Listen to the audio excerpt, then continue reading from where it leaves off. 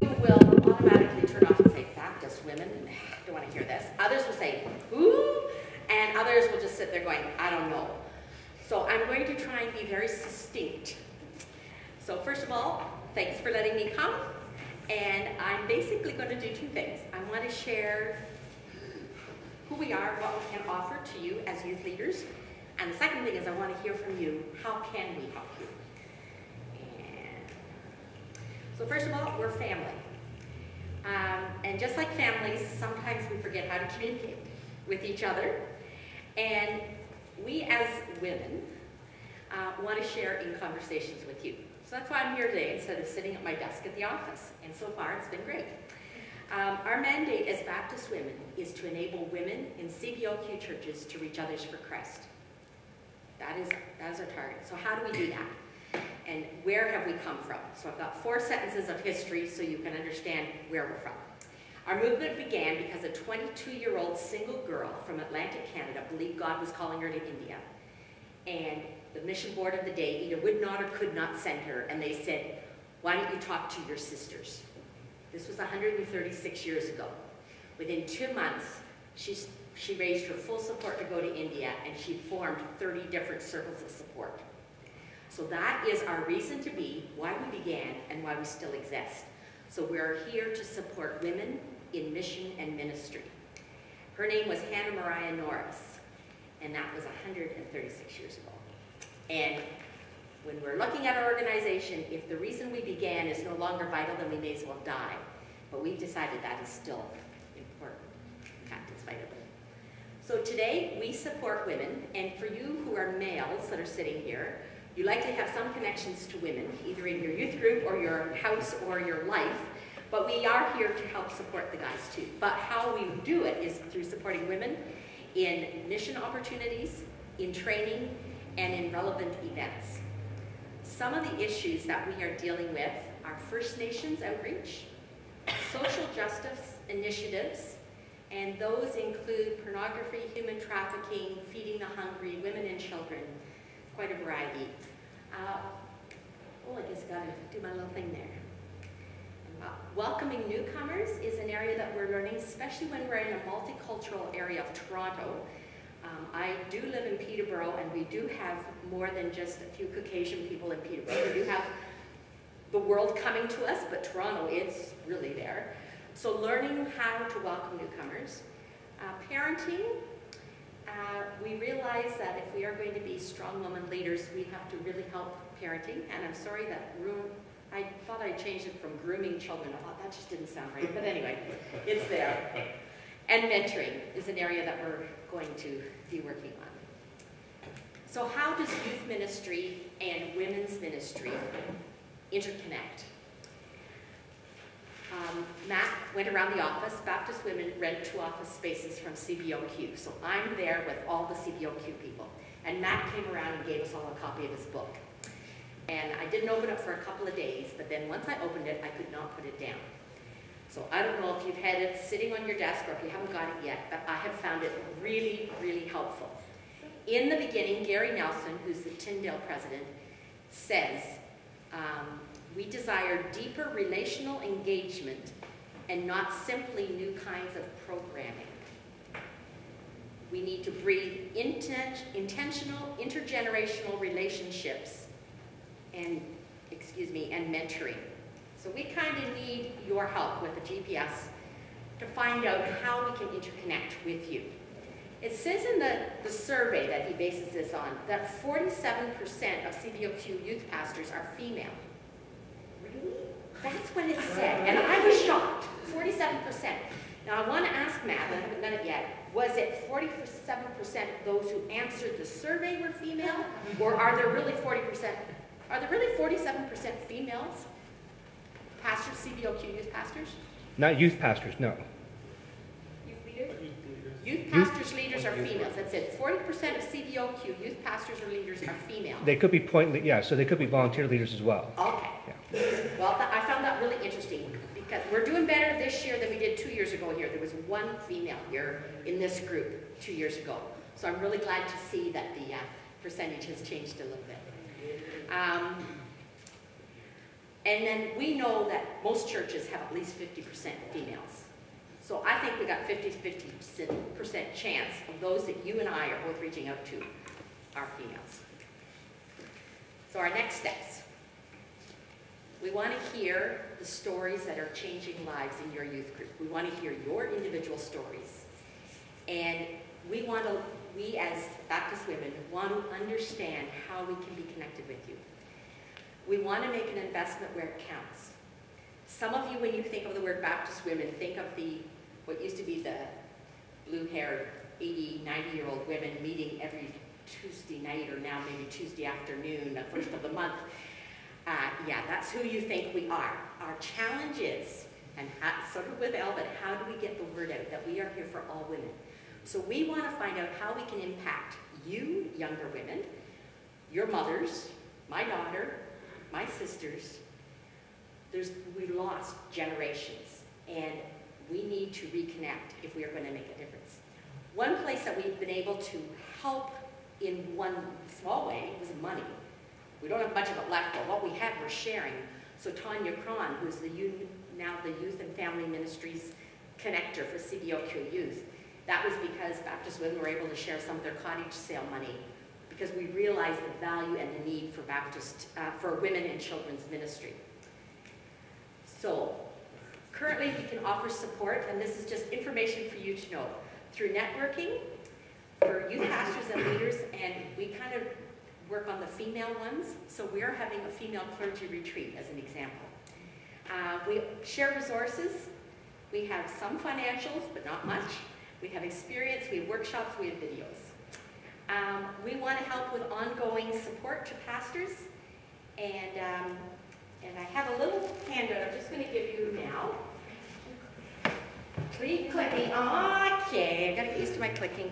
So this is because I thought, how would you ever know how we can help you if I don't just let you know? Inside is a card that is sort of like supposed to be our new way to let you know what Baptist women are doing. But this paper will let you know all the resources that are available.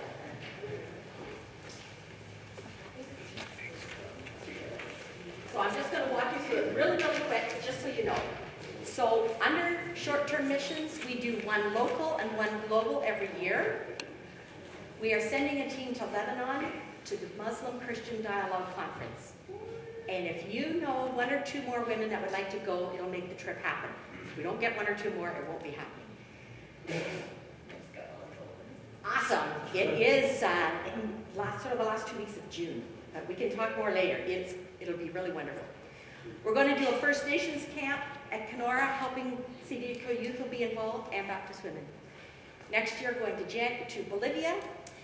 Spiritual growth, we have days of prayer, and most people think, I don't want a day of prayer.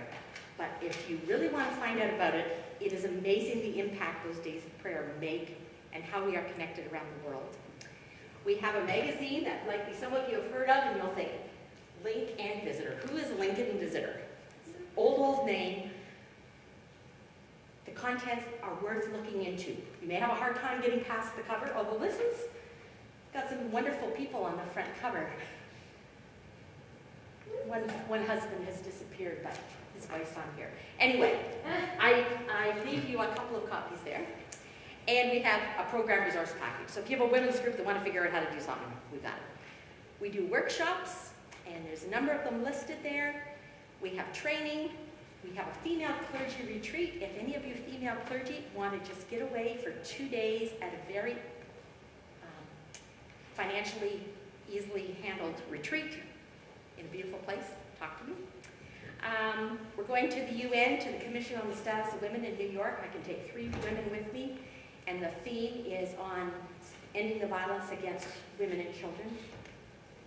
It's pretty powerful. I went last year. We have our big convention coming up. This is our Women's Weekend away. Then I'm going to skip to bursaries. If any of you are young women or know young women that would like to be involved in anything like this, we do have some bursaries and grants. So if you have a youth group going on a mission trip and you have 4 girls and 7 guys, I can't help the 7 guys, but I can help the 4 girls. And maybe that'll all help. We give $200 per female youth going on a mission trip. That could help. Going to our events, we have some bursaries. On the back is just our contact information. So that's sort of just in a nutshell, in case you had no idea that we could do all those things for you. Oh, I did that really wrong.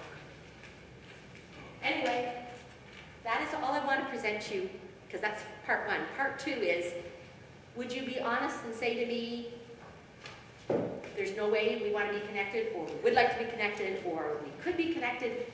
Could I have just a few thoughts? Is there a way we can help you as youth leaders? Yes, sign me up. Sign you up. Sure, we'll talk to you. But no, people ask me, how do you get involved? You don't. I'm going to be careful how I say this. You don't have to sign up through the traditional women's group that are 70 and 80 years old that meet on the second Tuesday night. That's not the only way you get into Baptist women, in case you thought. Talk to me, okay? We'll talk. Are there any, is there a way that we can support you as youth pastors that we aren't doing now, or that you didn't know until now? Yes? As a male who's a youth pastor, I kind of even alluded to it a bit when I was talking.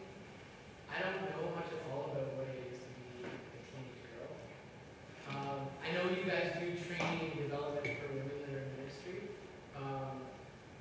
At one of the Canadian Youth Workers Conferences a number of years ago, I was able to go to a workshop that a woman led, just talking about issues that teenage girls deal with, and it was incredibly helpful for me as a youth pastor. I don't know if that's something that other youth pastors that are males in CBOQ would be interested in, but something like that would be really helpful. My heart was really tugged when you were up here talking, because I thought, oh, if you, from Matt's book, he says if youth have 5 adults that input into their life, they will have a lot better chance of holding on to the faith. And I was thinking, was there a woman at your church that could have been there helping out with youth group, just being there, that could have come alongside it and be that adult support? And I was just thinking, that's one thing I've been challenged by Matt's book, is how can we as an organization develop our women to be better mentors? My kids are now in their 30s. When I was a youth leader when they were teenagers, and then when they were in their 20s, of course, I know nothing, right? But parents like us, we think that still happens, that no kids want to know us. And suddenly we're finding out now that once we're 40 or 50 or 60, we have a really important role to connect with the girls and the boys in your church. And so part of my dream and vision is for us as an organization, how can I encourage women like me who think, you know, the kids don't want to know us, that yeah, they do want someone to be interested in them. You know, so I have a couple of girls at church, I try every Sunday just to ask them, how's it going? And if I know they have a test, just even ask them next week, how'd it go? Like, but most of my generation are afraid.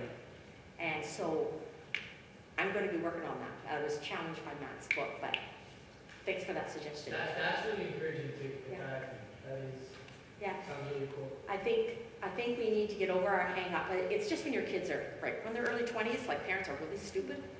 Maybe late teens, early 20s. Once they get to be 30 and married and have kids, you're suddenly a little bit smarter. But is there anything else? I don't want to take up. Yeah. One of the things that I know is somewhat outside of your scope because of what you're doing, but guys also need a healthy mom model in their life. You know, the women that have been that for me have been huge. And so I don't know, I'm just throwing it out there as a thought that, you know, I know that it's about predominantly women, but there are lots of guys who need that, who need a healthy, stable mom image in their life somewhere. So just as food for thought for as you continue to develop ministries. Thank you. Yeah. And I think, I'll speak for myself. Once I got over being nervous about trying to be a mentor, being a friend, then I found it easier with the guys as well as the girls. But I first had to get through that barrier that, yeah, they would maybe not mind if some old mama type person started talking to them. We still feel young on the inside. We just get gray and big and look old, but we're still really young inside. Yeah. Okay. Any other thoughts? You have my contact information on the sheet. Anytime I'd love to talk to you. I love to get out and see what's happening in your churches, and I'm really so proud of what youth leaders are doing, and youth leaders made an impact in my life, a really big one, and so keep up the great work, you guys and girls. Thanks very much. I'm going to leave a couple things. If you want to know just what kind of workshops we might be presenting at our Women's Weekend Away, there's stuff on all different issues: human trafficking, parenting, seniors issues. I'll just leave them here and you can help yourself, but we are really have been tackling some tough issues, and we're not afraid of them. Well, we are afraid, but we're not silenced by them. So pornography in the church and human trafficking and women and children, we are opening our mouths, we're opening our hearts, and we're opening our minds, and we're here to help you if that's an area that we can guide you with some resources. None of us are experts on that, but we care, and we want to make a difference in your world and in our world. Thanks.